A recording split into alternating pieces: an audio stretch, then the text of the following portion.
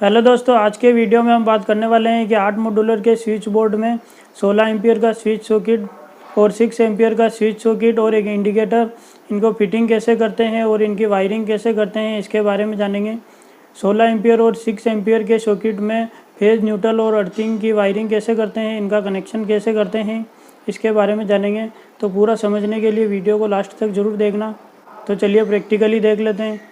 तो दोस्तों, यह हमारा 8 मॉड्यूलर का स्विच बोर्ड है जिसमें हमें 16 एम्पियर और 6 एम्पियर के स्विच सॉकेट और इंडिकेटर लगाना है।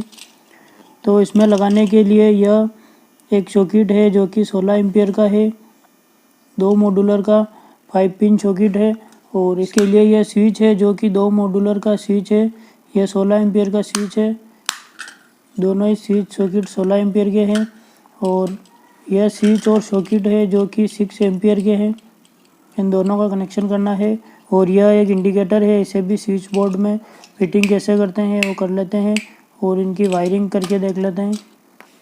तो दोस्तों, इसमें हम पहले 16 एम्पियर का सॉकेट लगा लेते हैं, 5 पिन सॉकेट। वो हम स्विच बोर्ड के यहाँ नीचे की साइड में लगा लेते हैं इस तरह से।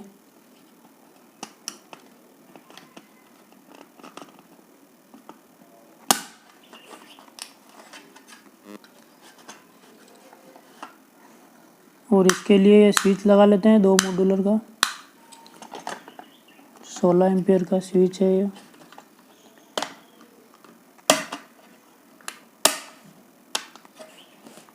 इस तरह से ये हमारा स्विच सॉकेट हो गया। और ऊपर साइड में यह 5 पिन सॉकेट लगा लेते हैं जो कि 6 एम्पियर का है।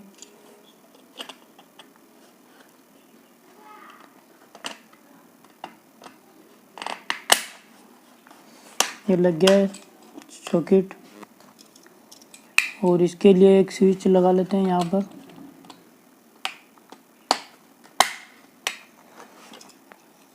और इसी के पास में जस्ट इंडिकेटर लगा लेते हैं।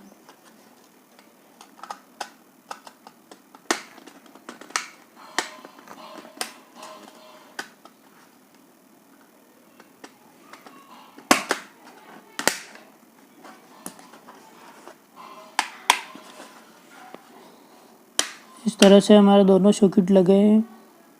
यह 6 एम्पियर का सॉकेट है और यह 16 एम्पियर का सॉकेट है जिसमें हम 16 एम्पियर तक का प्लग लगा सकते हैं, बड़ा प्लग, और छोटा प्लग भी लगा सकते हैं इसमें। और इसमें हम 2 पिन प्लग और 5 पिन प्लग लगा सकते हैं 6 एम्पियर तक का। इसके लिए यह स्विच है और एक इंडिकेटर लगा दिया है यहाँ पर। और अब इस स्विच बोर्ड में वायरिंग करके देख लेते हैं। यह 16 एम्पियर का स्विच है। स्विच के नीचे वाले टर्मिनल में हमें फेज वायर कनेक्ट करना है। पहले हम इन दोनों ही स्विच में फेज वायर कनेक्ट कर लेते हैं जो कि दोनों स्विच के नीचे वाले टर्मिनल में लगाना है हमें। एक वायर यहाँ से कनेक्ट कर लेते हैं और एक वायर इस स्विच के नीचे वाले टर्मिनल से कनेक्ट करना है। और हमें इसी वायर के साथ में फेज वायर कनेक्ट करना है। मेन सप्लाई से आने वाला फेज वायर हमें दोनों स्विच के नीचे वाले टर्मिनल से कनेक्ट करना है, जो कि हमने यहाँ से कनेक्ट कर दिया है।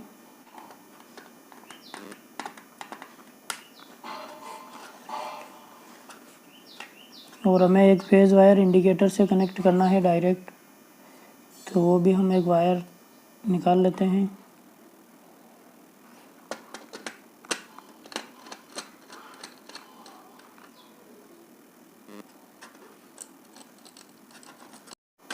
इस तरह से। तो दोस्तों, इस तरह से हमने स्विच बोर्ड के दोनों स्विचों के नीचे वाले टर्मिनल में फेज वायर कनेक्ट कर दिया है। यह मेन सप्लाई से आने वाला फेज वायर है जो कि दोनों स्विचों के नीचे वाले टर्मिनल से होते हुए इंडिकेटर से कनेक्ट कर दिया है। इंडिकेटर में फेज और न्यूट्रल दोनों ही वायर डायरेक्ट कनेक्ट करने होते हैं हमें। और अब हम स्विच के ऊपर वाले टर्मिनल से सॉकेट का कनेक्शन कर लेते हैं।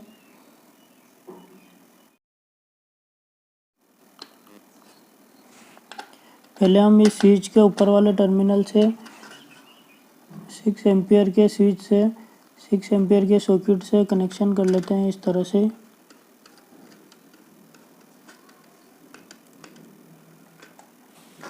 तो तो दोस्तों इस तरह से स्विच के ऊपर वाले टर्मिनल से सॉकेट के 5 पिन सॉकेट के लाइन साइड टर्मिनल से कनेक्ट करना है।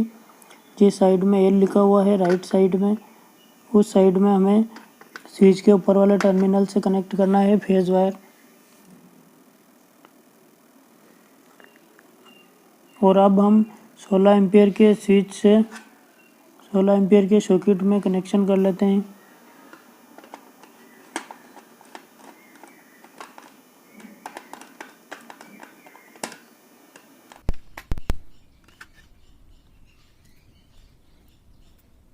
और इसमें 5 पिन सॉकेट के लाइन साइड वाले टर्मिनल से कनेक्ट करना है, जो कि यहाँ एल लिखा हुआ है, एल सिंबल। यह एन सिंबल है जो कि न्यूट्रल का टर्मिनल है, इसमें न्यूट्रल वायर कनेक्ट करना है। और यह लाइन टर्मिनल है जिसमें हमें फेज वायर कनेक्ट करना है स्विच से। और ये ऊपर वाला टर्मिनल अर्थिंग का टर्मिनल है जिसमें हमें अर्थ वायर कनेक्ट करना है। तो हम इसमें फेज वायर कनेक्ट कर लेते हैं।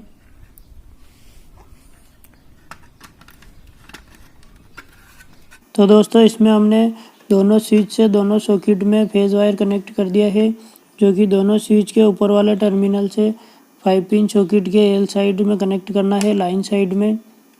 और अब हमें इसमें न्यूट्रल का वायर कनेक्ट करना है, जो कि न्यूट्रल का वायर दोनों सॉकेट के लेफ्ट साइड में कनेक्ट करना है, एन साइड में। और एक वायर इंडिकेटर के ऊपर वाले टर्मिनल से कनेक्ट करना है, जो कि हम कनेक्ट कर लेते हैं। तो पहले हम न्यूट्रल का वायर इंडिकेटर से कनेक्ट कर देते हैं। इस तरह से एक वायर लेना है और इंडिकेटर के एक साइड टर्मिनल से कनेक्ट करना है इस तरह से।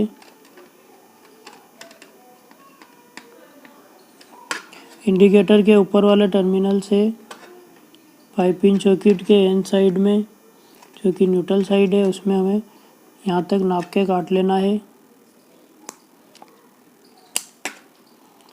इस तरह से करके दोनों वायर को आपस में जोड़ के पास वाले न्यूट्रल से कनेक्ट कर देते इस तरह से।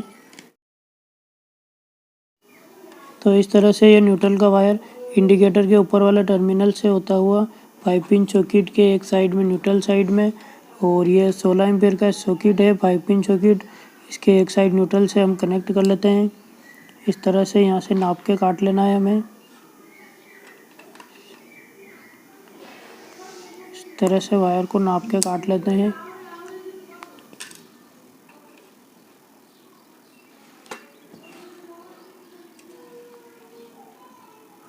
और इस तरह से न्यूट्रल वायर से कनेक्ट कर देते हैं।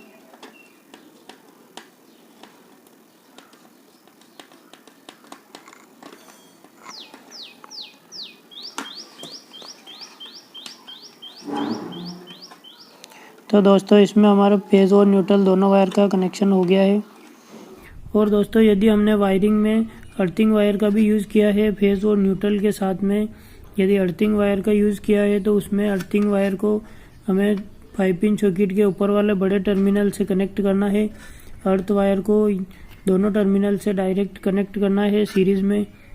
तो इस तरह से हमने फेज और न्यूट्रल वायर को कनेक्ट कर दिया है। इसमें हमारा ये ब्लू कलर का वायर न्यूट्रल का वायर है, जो कि दोनों सॉकेट के न्यूट्रल साइड में और इंडिकेटर के एक साइड टर्मिनल से कनेक्ट करना है इस तरह से।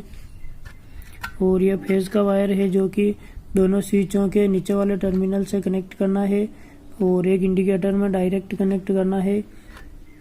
और दोनों स्विचों के ऊपर वाले टर्मिनल से फेज वायर हमें राइट साइड में कनेक्ट करना है, जहाँ लाइन साइड है एल साइड में। तो दोस्तों इसी तरह से हमें 5 पिन सॉकेट का कनेक्शन करना है।